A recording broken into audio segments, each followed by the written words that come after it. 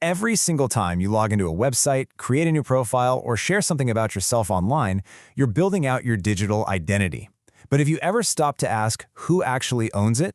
Well, today, we're going to dive into a new technology that's designed to put the keys to your digital self right back where they belong, in your hands. Seriously, just think about it for a second. Every single login you have, every social media profile, all that data you've shared over the years, who is really in control of it all? Is it you?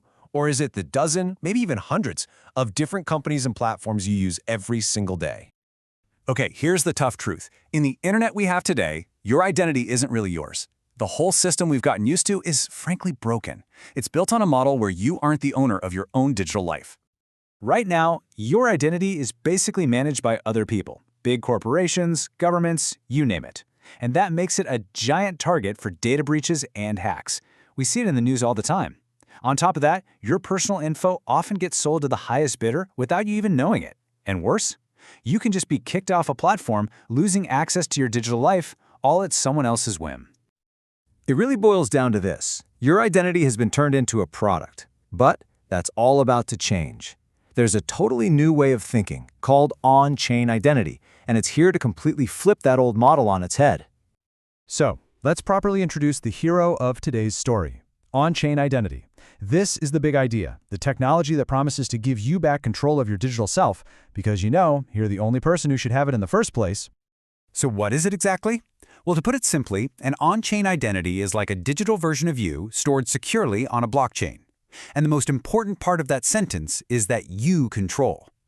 The best way to think about it is like a universal, totally unforgeable ID card for the entire internet, and it's one that you keep, not some company in a faraway database. So look at the difference here. We're talking about a massive shift from a world where your identity is centralized and super vulnerable to one where it's decentralized, secure, and controlled by you. It's not just a tech upgrade, it's a total change in philosophy. You go from being the product on someone else's platform to being the owner in your own digital space. This is a huge power shift. All right, I know what you might be thinking. This sounds really complicated, but honestly, the main ideas behind it are surprisingly simple once you break them down. So let's look at how all these pieces actually fit together. So everything starts with something called a Decentralized Identifier, or a DID for short. You can think of this as your unique personal address in this new on-chain world. It's kind of like a digital passport number that's accepted everywhere, but with one massive difference. No government or company issues it to you. You create it yourself. Now that DID is protected by a pair of cryptographic keys.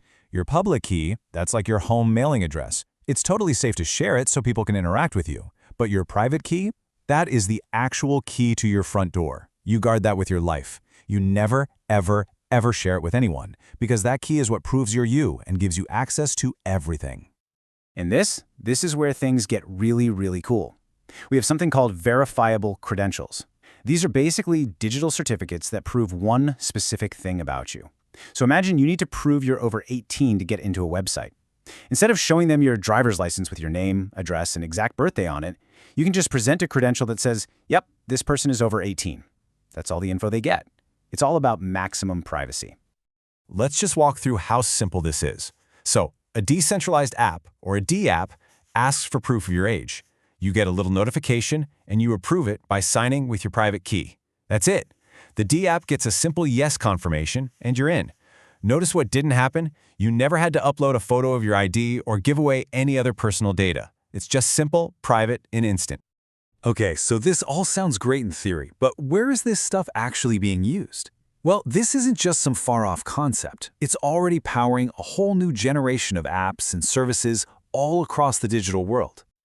Take decentralized finance, or DeFi. This is a complete game changer.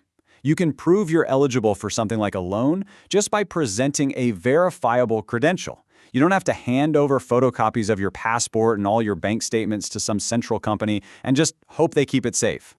And for gamers, this means you finally get true ownership. Your on-chain identity can hold all your rare in-game items, your skins, your hard-earned reputation. And because you own that identity, you can actually take those assets with you from one game or one metaverse to another. You're no longer locked into one company's little walled garden. And then there are DAOs. These are basically online communities that govern themselves.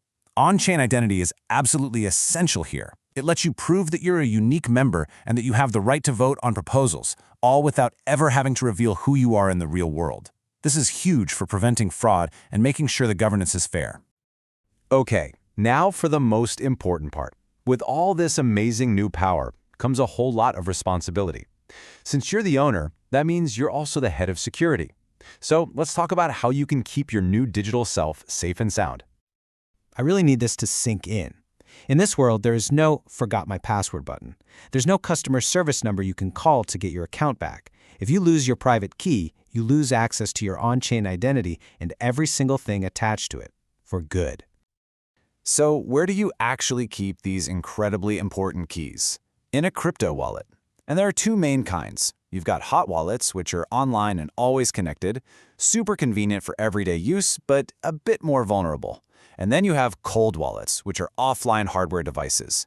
They're not as convenient, but they offer the absolute best security for long-term storage. Honestly, the smartest play is usually to use a mix of both. So here are the non-negotiable rules of the road. First, write down your seed phrase, that's your master backup key, and store it somewhere safe where it's not connected to the internet. Second, and I can't say this enough, never share your private key or that seed phrase with anyone, ever. Use two-factor authentication whenever you can, always double-check websites before you connect your wallet, and be super suspicious of scams. Your security is 100% in your hands. You see, this is all leading to a future of what's called self-sovereign identity, a future where every single one of us is the final authority over our own digital lives. The technology to make this happen is already here. So really, the only question left is, are you ready to take the keys and become your own gatekeeper?